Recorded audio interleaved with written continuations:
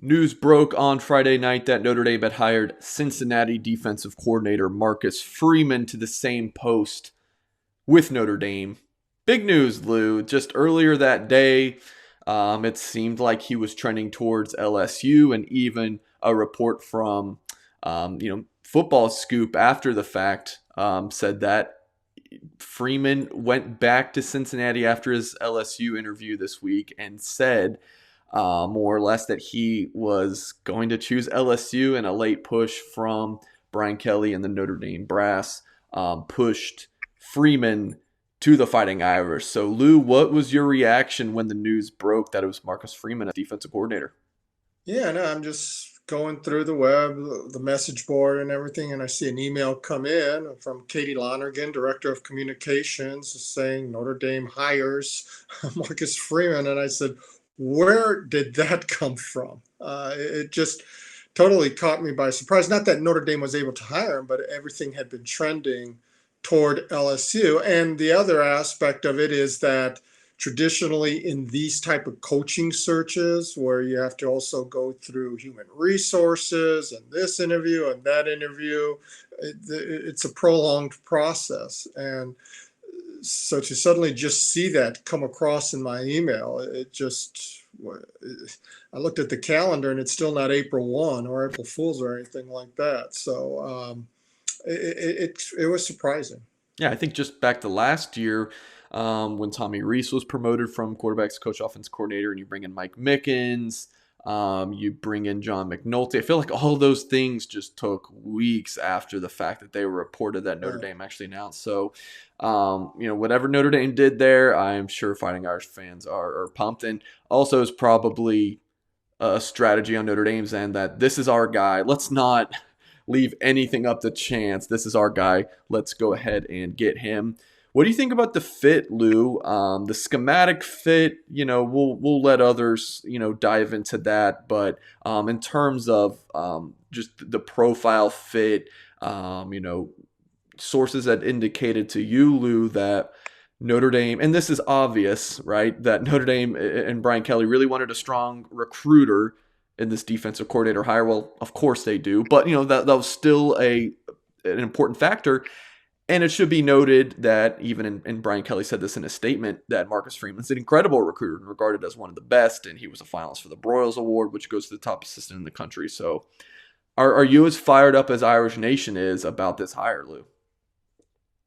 Boy, at the risk of sounding like a wet blanket, Mike, I've been doing this, 40 years, ever since freshman year at Notre Dame in '80, and covering the team before then, or just following them ardently. This is the 19th defensive coordinator hire in the last 42 years. You have one every 2.3 years. They come and they go. We'll see. We'll see.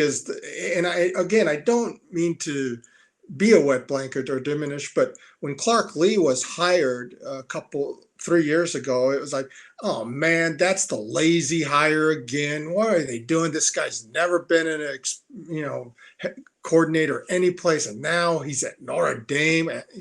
What are they doing? And the same happened with Barry Alvarez. He had never been a defensive coordinator. Foch Fazio before him, tremendous reputation and everything else. Lasted 2 years. Barry Alvarez was tremendous, helped Notre Dame to a school record 23 game winning streak. And then at the same time, when Notre Dame brought in a Gary Darnell after Alvarez, oh, they're going to be so much better, so much more aggressive. John Tenuta in 2009, oh, you've seen what he's done at Georgia Tech, just madcap blitzing and this. Brian Van Gorder, I hear he is so exotic and so sophisticated with the scheme. He's going to have people head spinning on offense. They don't know what's coming. Well, he did have head spinning, but unfortunately it was Notre Dame's own defense. So, Mike, we've been through it, dozens of times. We'll see from a perspective that this is the guy that Brian Kelly was looking at and saying, this is the one we need to hire. Midwest guy, young, aggressive, academic, all Big Ten player at Ohio State as a linebacker where he started. He's been in the big time environments. He's seen what it is to be on the big stage, what it is to be competing for national championships. One of the things I pointed out in my story, I think it's also important that he experienced failure at Purdue when he was there from 2013 to 15 as an assistant there. Those 3 years, I think Purdue went 3-9, 2-10, and 1-11, because sometimes that helps mold you as a coach to help reevaluate. Okay, it's not just what you do; it's what you can't do, or this or that. Those are all things that you have to learn from.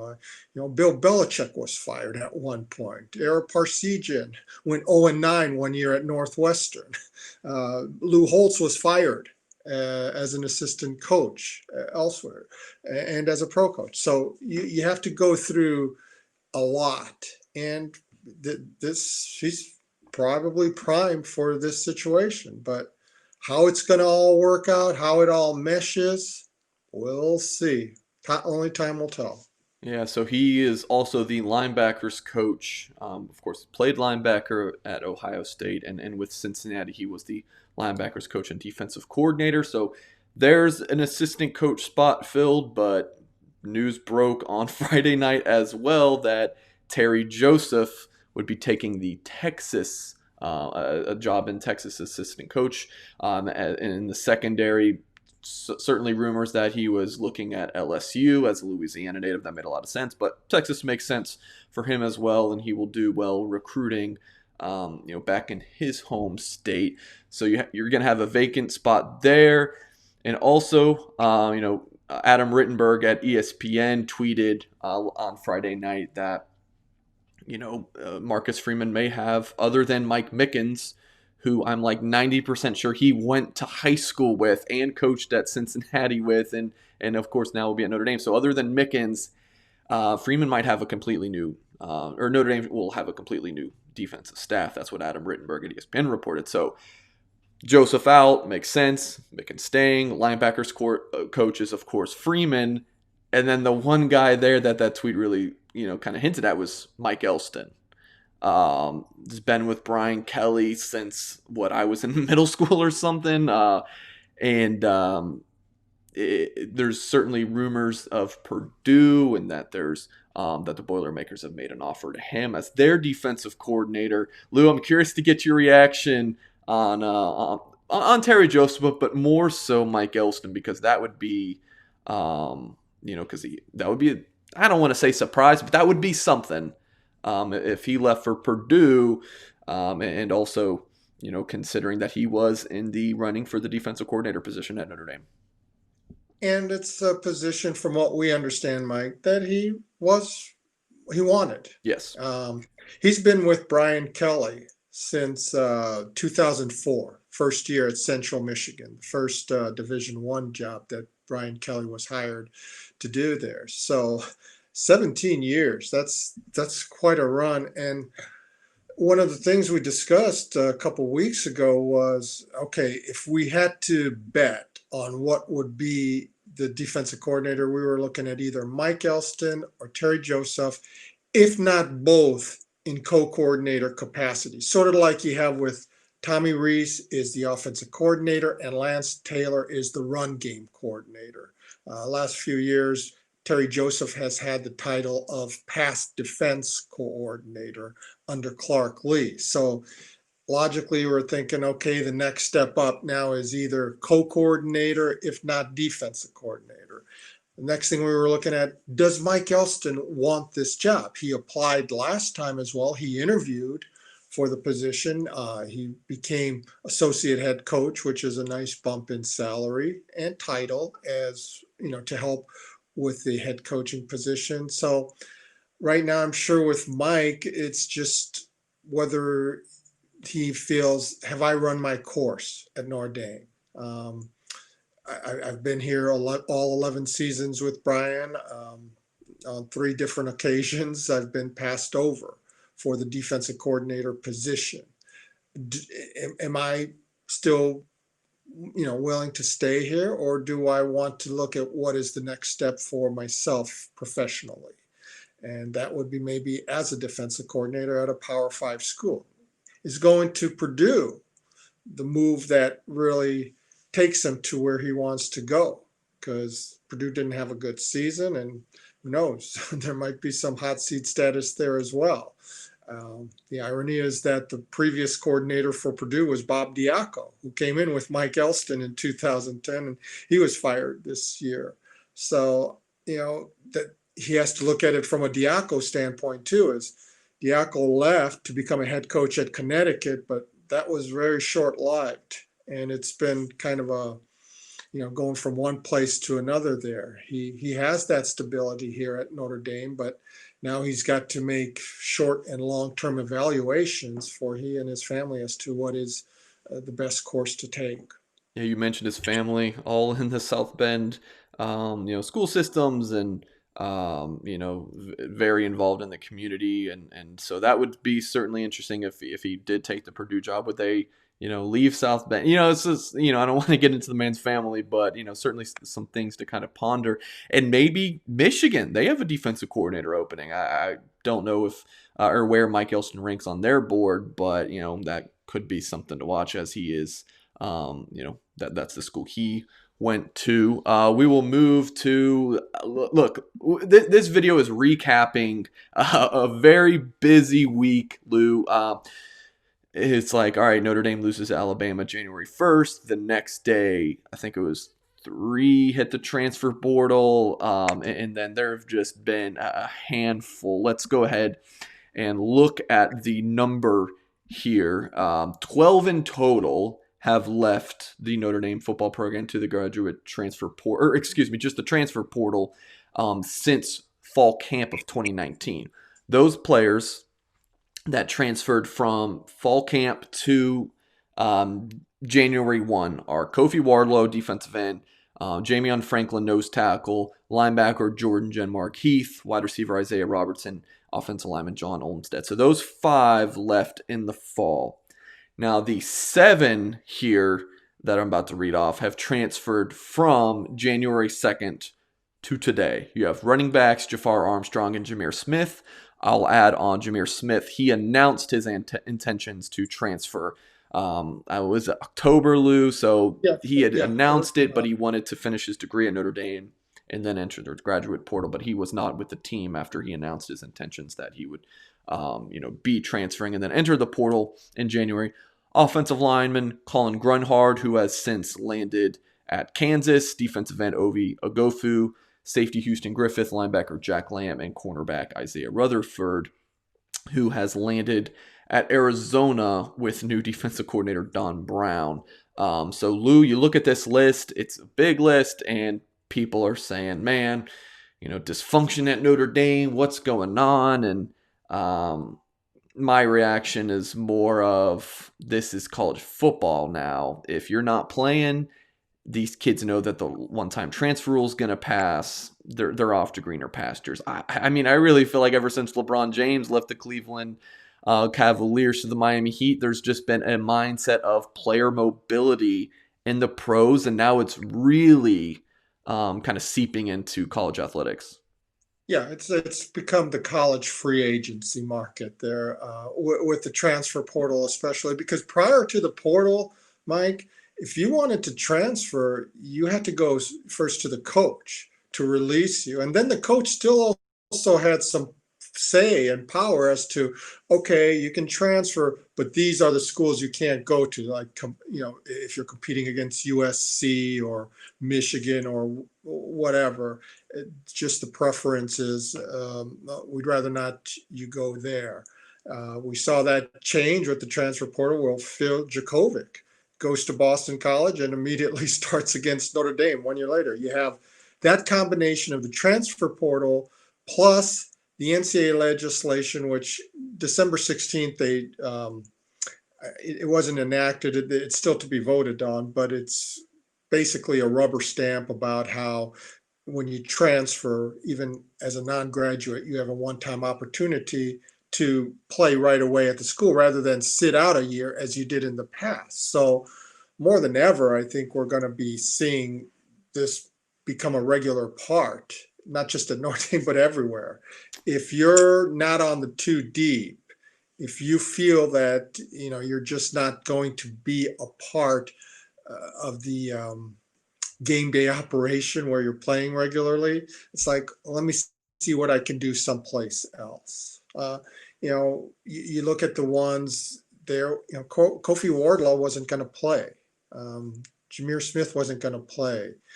Who was Jafar Armstrong was going to play ahead of? Was it going to be Kyron Williams? Was it going to be Chris Tyree? Even Sibo Flemister was playing more, and then you've got a freshman like Audric Estime coming in. It's just it's a decision that you have to look for where I can get my Notre Dame degree, but I want to see what I can do maybe someplace else. A couple, Ovi Oghoufo surprised me a little bit because, yeah, he's listed the number 3 Viper, but you're losing Dalen Hayes, and there's a chance Isaiah Foskey might move to the strong side too. So I was almost looking at it like maybe Ovi and Jordan Botelho could be like a tag team at the Viper position. He seemed to be kind of on the same schedule or path in his development as Ade Ogundeji. Ade barely, if that played at all, his first 2 years. Started seeing a little action his third year as a junior, just like Ovi did this year, 10 tackles, etc. Then his fourth year, he was still, trying to get into that second unit, but he was becoming a factor, and he could have been this year. I thought that was maybe the one that surprised me the most. Some might also say Houston Griffith, because this was the number 1 recruit in Notre Dame's class in 2018, ranked 43, I believe, on Rivals' list. But it just never came together for him. We saw him as an early entrant in the spring of 2018. And there are a lot of good things you saw, and I'm sure the coaching staff did too, because they put him at nickel. It's like, we got to find a way to get this guy on the field. But as the year passed, they put Tariq Bracy there more so at the nickel and moved Nick Coleman back there. Then the next season, it's like, okay, we still got to find a way to put him on the field because although Gilman and Jalen Elliott are still the safeties, and we have Kyle Hamilton coming in, how about if we move him to boundary corner? We just lost Julian Love there, our consensus All-American. Let's try him there. Didn't work Good out. tackler, but just did not work out. So it's like in this fall, they said, okay, let's let him just work at safety. And next year, Alohi and Jalen graduate. So wide open position. He and Hamilton can start next year. And what happens in August? He doesn't seize the position. They move Sean Crawford from corner and nickel to the starting safety position. So at some point, you just say, maybe this just isn't working out. Maybe I need a fresh start elsewhere. And Jack Lamb, a little bit of a surprise. Yeah, another guy. I mean, he was in the dime packages, performed very well in 2019, but he has just been besieged by a litany of injuries since his Yeah. senior year in high school. He was a top 100 prospect and all, but it's been one thing after another, couple of knee problems. This year, he just wasn't able to perform in preseason camp because of coming back from other injuries. And meanwhile, guys such as Maris Lawufa, Shane Simon, Jack Kaiser, they're all playing at the will position, or I guess it's the buck position now. But he played on special teams. He got injured last year too in the Virginia Tech game on November 2nd, an injury that really set him back. They were hoping he could come back, but the spring was canceled, but he couldn't have played in the spring anyway. And then in the fall, it just continued. It lingered, and he just was never able to make that headway. It's disappointing to see because there was so much problem, but injuries will do that. So Notre Dame has had, again, 7 players since the Alabama game entered the transfer portal, and 1 has entered the Notre Dame football team from the transfer portal, and that's Jack Cohn, the quarterback from Wisconsin.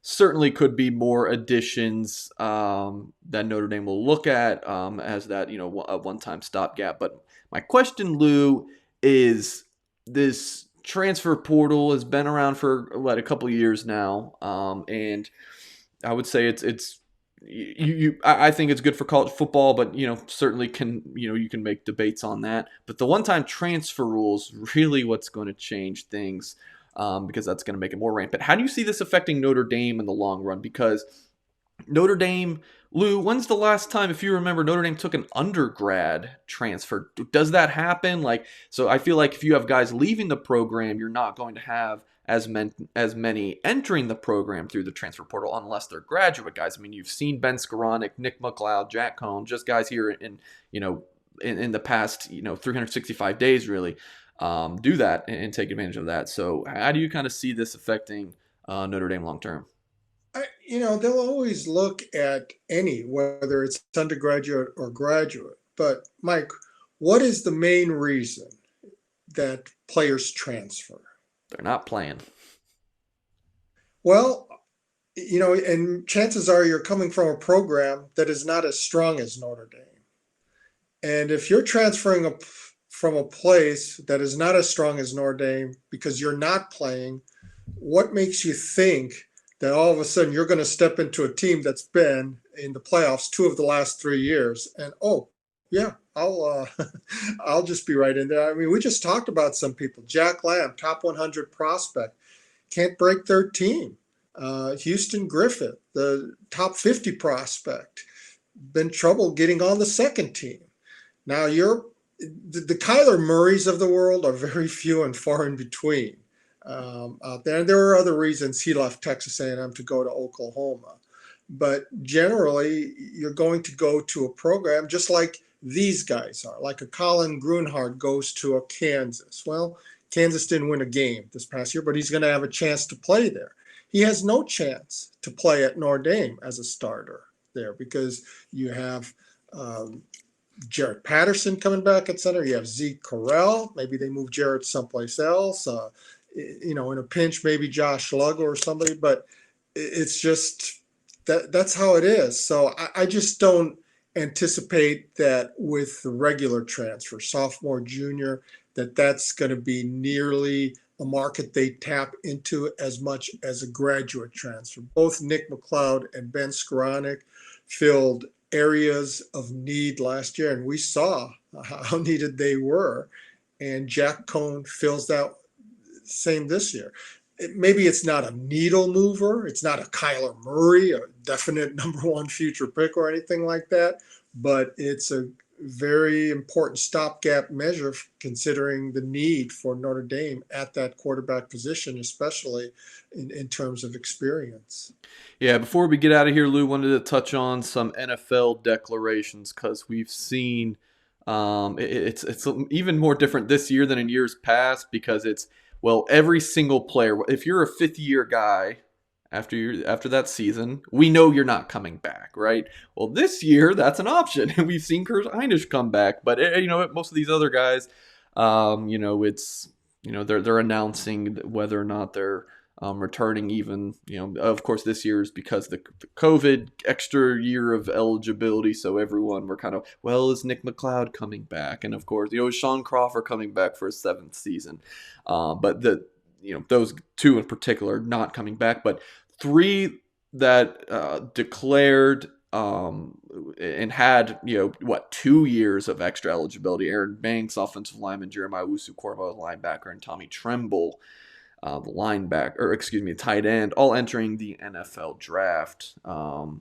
Reaction to these guys, Lou? I mean, the first two probably not much surprises, especially Jeremiah Owusu-Koramoah with his potentially being a top 15 overall pick, and watch our video with Matt Miller, NFL Draft Scouts, to learn more kind of about these guys. But maybe Tommy Tremble was a little bit of a surprise. Sources had indicated to me coming into the season that there was a strong chance that Tremble would bolt to the NFL, but then he didn't have quite the season we thought he was going to have, Lou.